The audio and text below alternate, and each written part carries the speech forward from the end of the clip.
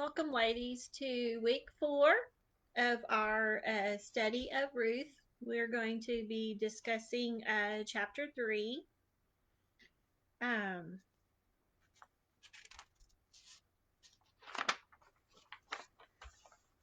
all right, so let's get started. Um, our first assignment was to read chapter 3, verses 1 through 4.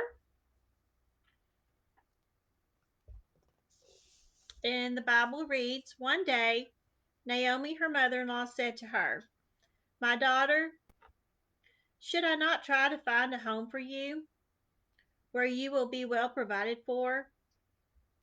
Is not Boaz, with whose servant girls you have been, a kinsman of yours? Tonight he will be winnowing barley on the threshing floor. Wash and perfume yourself, and put on your best clothes. Then go down to the threshing floor. But don't let him know you are there until he has finished eating and drinking. When he lies down, note the place where he is lying. Then go and uncover his feet and lie down. He will tell you what to do.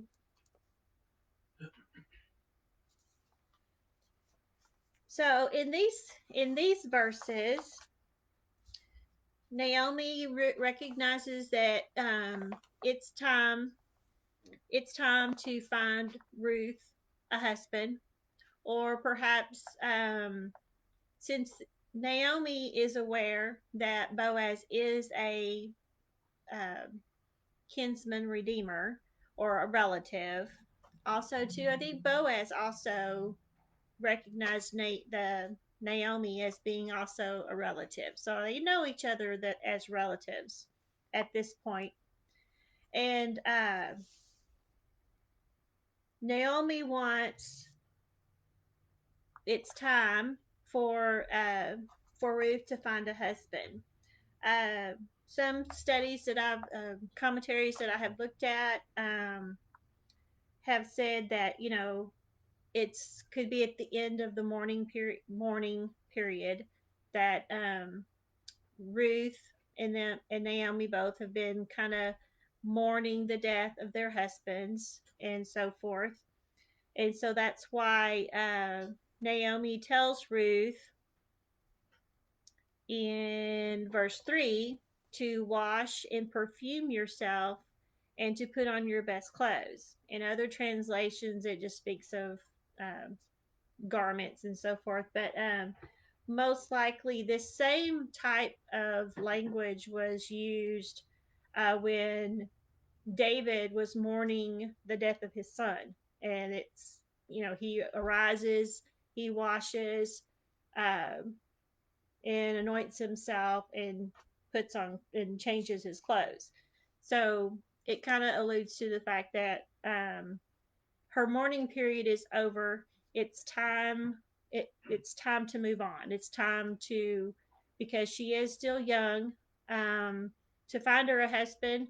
Uh, to, I guess, also follow the tradition, of the Jewish tradition there, as to finding a husband and so forth for Ruth. Some other things that I have observed in these 4 verses was that the threshing floor where Boaz was going to be winnowing barley.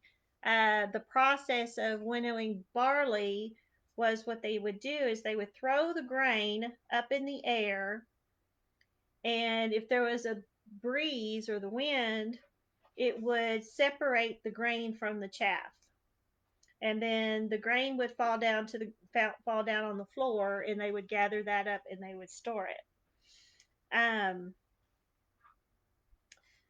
it's also, I learned that most likely the threshing floors were probably up on a hill where there would be more opportunity for a breeze to be able to to blow and to help separate the grain. Also, too, most threshing floors were public, so there would be more than just Boaz there with his harvest. There would be others there harvesting their or winnowing their grain or their harvest that they had. Um, then let's see, what else did I observe?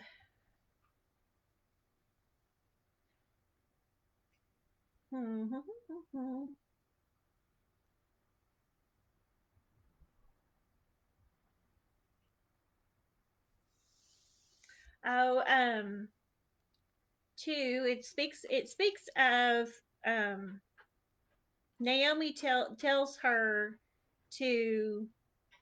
Ruth to observe Boaz and where he's going to be at the threshing field or threshing floor, and tells her to uncover his feet and to lie down at his feet.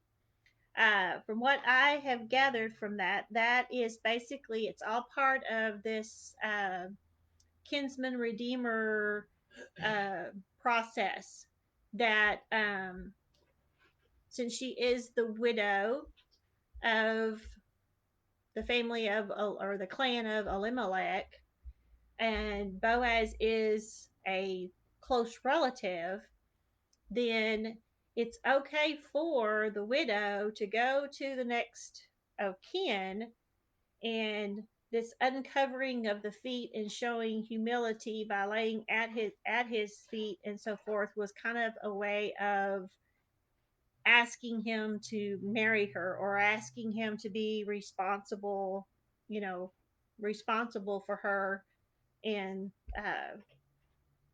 because he was the next close relative. Um, we talked about the changing of the clothes and the barley. Okay, let's move on then.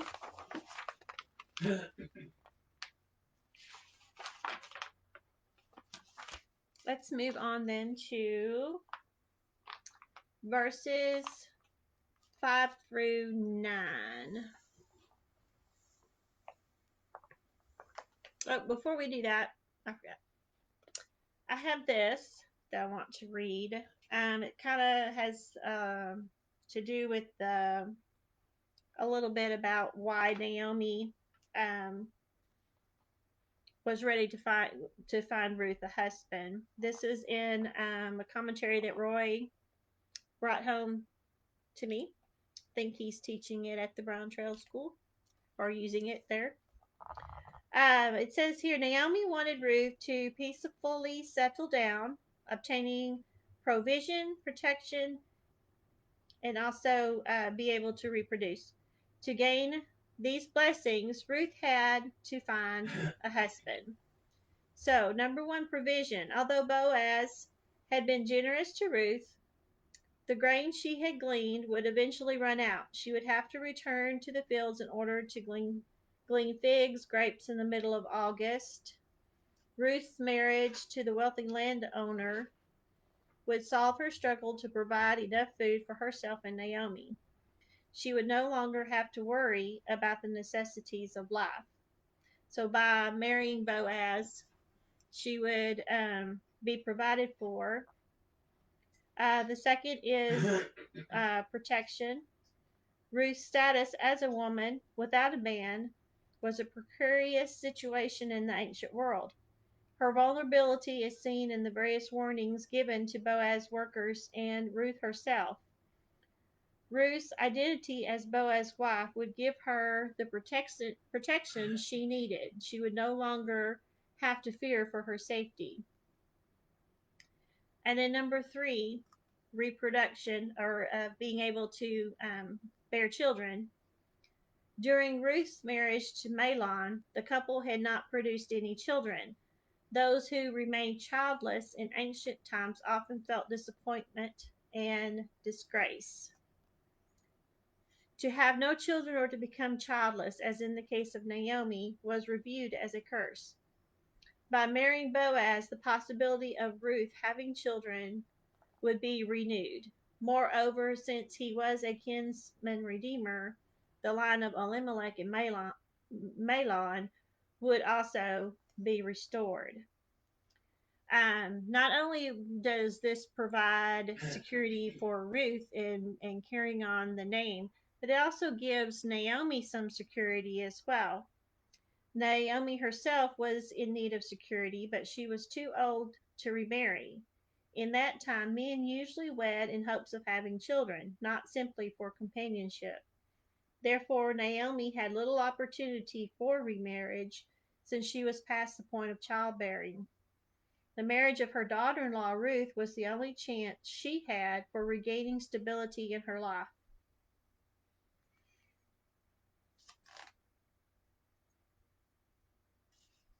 Okay, so that's just a little tidbit. Um, some reasons as to to why it was important for Naomi to I guess to move forward with this process of getting finding a husband for Ruth, or at least having Ruth show her interest in Boaz and letting Boaz know that there was interest there. Let's see. Robin has made a comment about the custom may seem strange to us today, but yet simple, humble, and neat. God's word sometimes seems strange as we read and try to understand, apply, and follow God's desire for us. But again, He sees the big picture, He has a plan. This is true.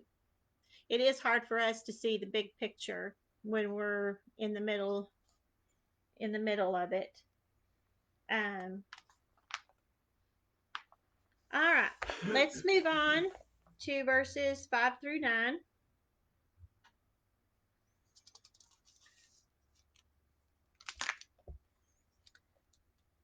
Verse 5. I will do whatever you say, Ruth answered.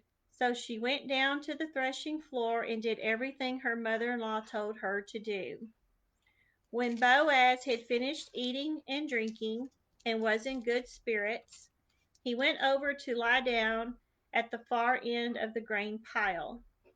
Ruth approached quietly, uncovered his feet, and lay down. In the middle of the night, something startled the man, and he turned and discovered a woman lying at his feet. Who are you? He asked. I am your servant Ruth, she said. Spread the corner of your garment over me, since you are a kinsman redeemer. Okay, so Ruth was obedient. Um, in verse 5, she agrees and does what Naomi has asked her to do. Verse 6, Ruth did as she was told. Verse 7, Boaz finished his meal. He was pleased with his harvest and then went and lied down. Ruth watches and then goes and uncovers his feet and lays down. Most likely, uh, he was startled probably by the uncovering of the feet. Is what probably startled him and why he woke up. Since it was the middle of the night and dark, that would be why he probably asked the question who it was, because he didn't recognize who she was.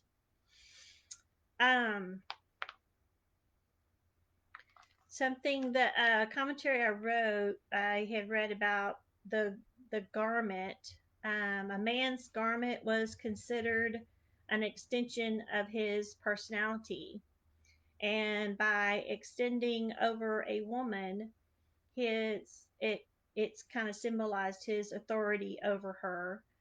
Uh, Boaz was asserting his commitment to protect and provide for Ruth by putting his garment over.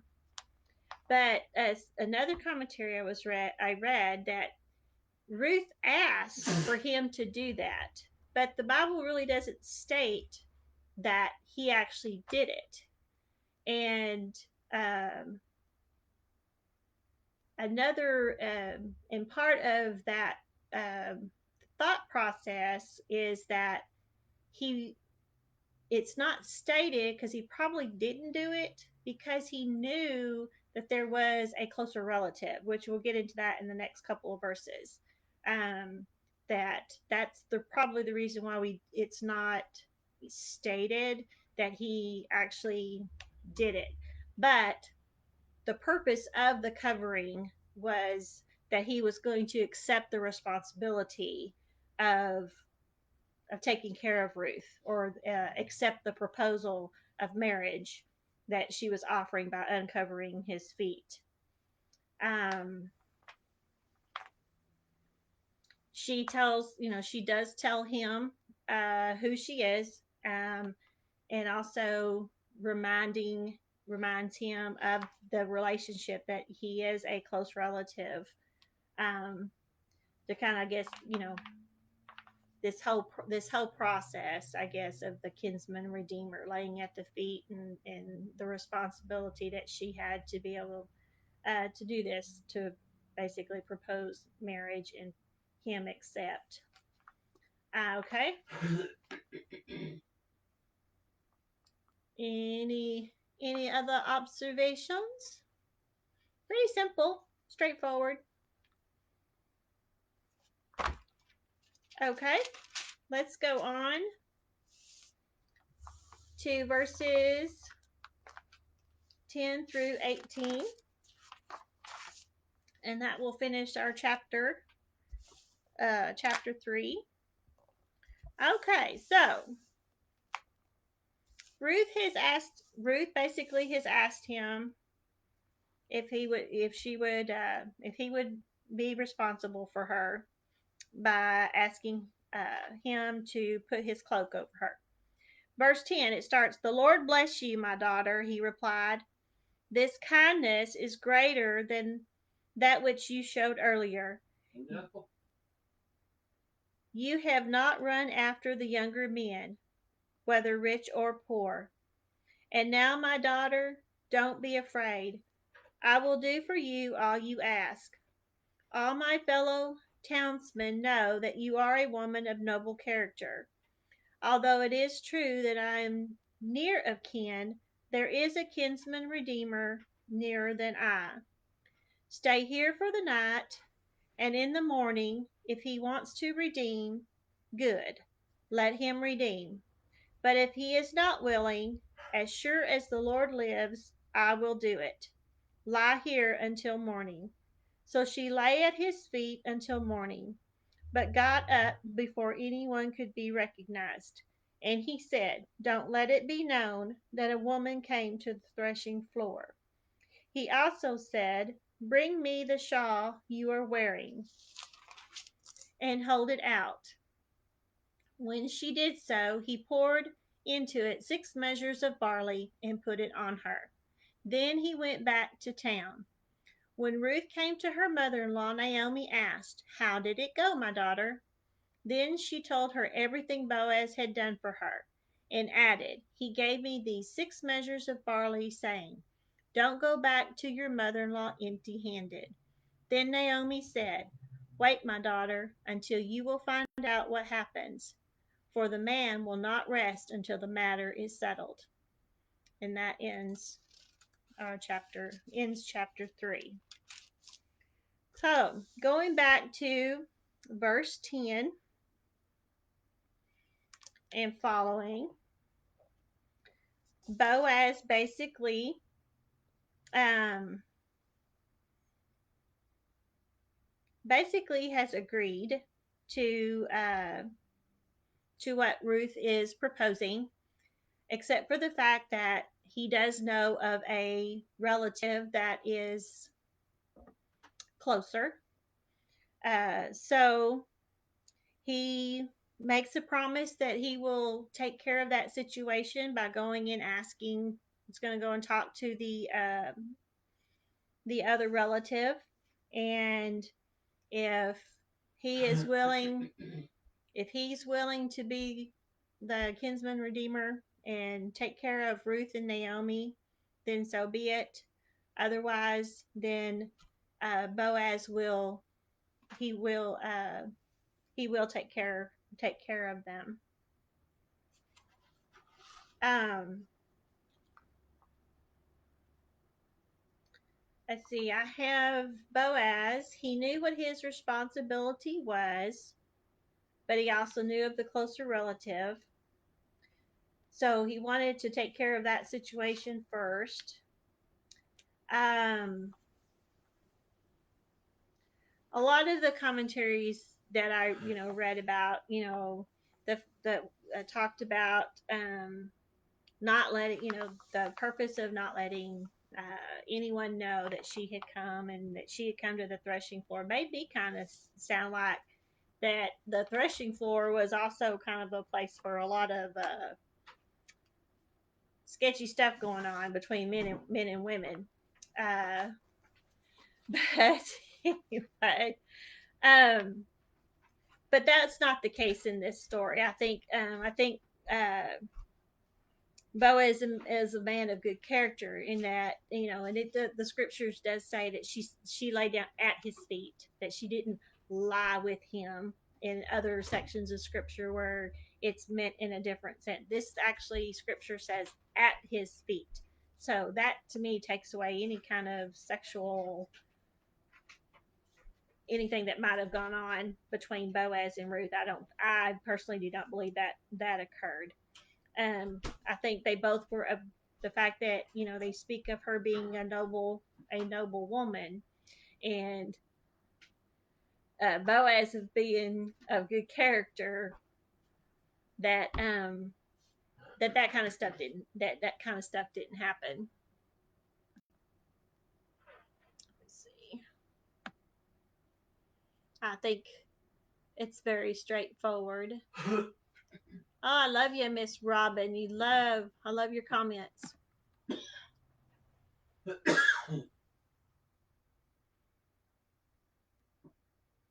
Let's see.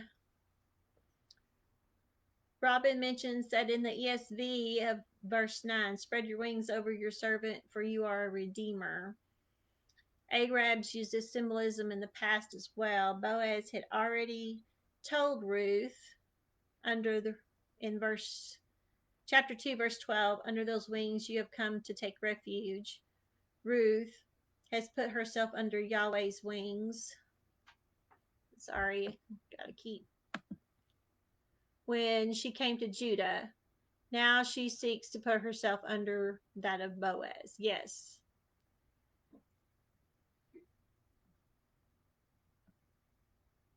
Let's see. Robin also mentions Ruth's kindness is in regard for family relationships, a responsible attitude to the family. Yes.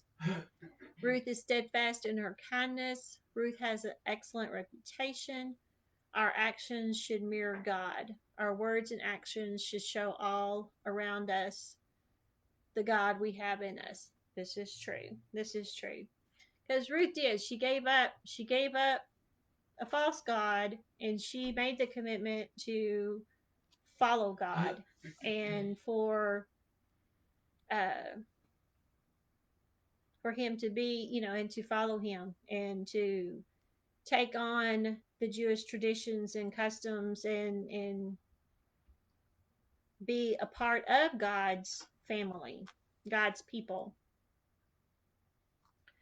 Okay, let's see. Um, the fact is, see, in verse 15, where Boaz gives Ruth the 6 measures of barley. Um, this is kind of in a way like a promise or commitment to both Ruth and Naomi that he's still willing to care for them and take care of them. That this is for you. This should get you by until I'm able to resolve this other issue. And so by that, they would have enough food and enough provisions for them to be taken care of. And also, kind of like a good faith type situation to let Naomi know, especially because uh, he mentions Naomi as the mother-in-law in verse 17, not to go back empty-handed to your mother-in-law. So kind of as a message to Naomi that I got you. You know, I understand what we're doing here. I'm going to take care. I'm going to take care of y'all one way or another. I will make sure either this next relative will do what he is supposed to do, or if he can't do it, then I'm going to. I will follow through and take care of the situation. Okay. Uh, it talks about the character of Ruth that Boaz recognizes Ruth as a noble woman. There's a lot of references back to the Proverbs 31 woman, that Ruth is a prime example of the noble woman in Proverbs 31. Um,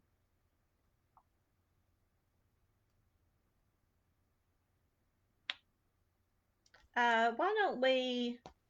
I like Proverbs 31, so why don't we read Proverbs 31?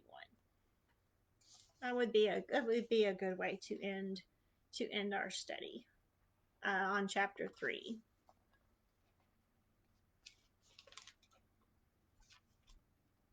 So I'm going to turn to Proverbs 31, which is one of my favorites.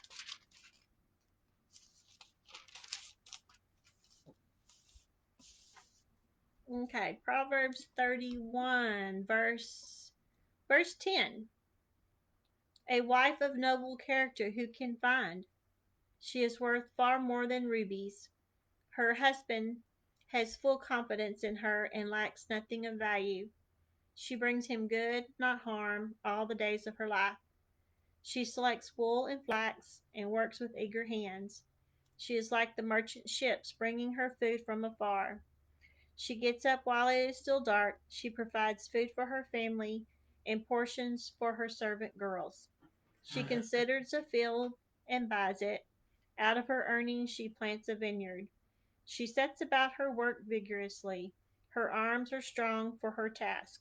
She sees that her trading is profitable, and her lamp does not go out at night. In her hand she holds the distaff and grasps the spindle with her fingers. She opens her arms to the poor and extends her hands to the needy. When it snows, she has no fear for her household, for all of them are clothed in scarlet. She makes coverings for her bed. She is clothed in fine linen and purple. Her husband is respected at the city gate, where he takes his seat among the elders of the land.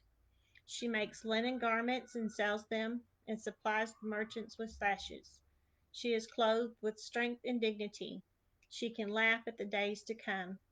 She speaks with wisdom, and faithful instruction is on her tongue.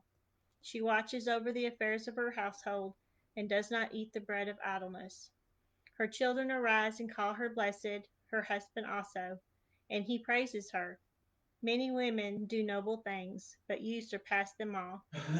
Charm is deceptive, and beauty is fleeting, but a woman who fears the Lord is to be praised. Give her the reward she has earned, and let her works bring her praise at the city gate. So, a nice way to end our study. I do think Ruth does.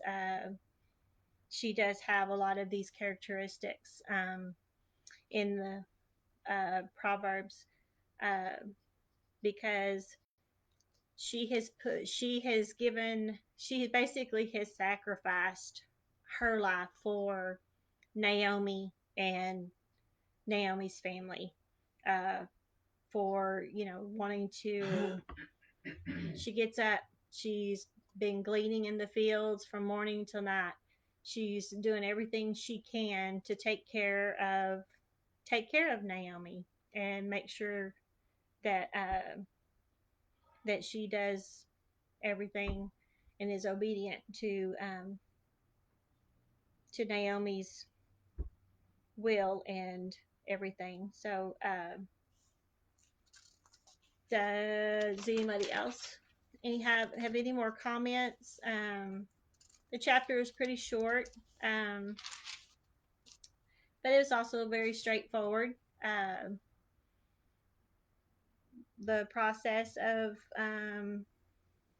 Naomi, she's following and doing what she's supposed to do, provide for, help try to find a husband for Ruth, and Boaz recognizes his responsibility as a next kinsman to take care of Naomi and Ruth, or to follow through and do what he's supposed, to see if the next of kin who is closer will do what he's supposed, will do what he's supposed to do, and if not, then he will be responsible.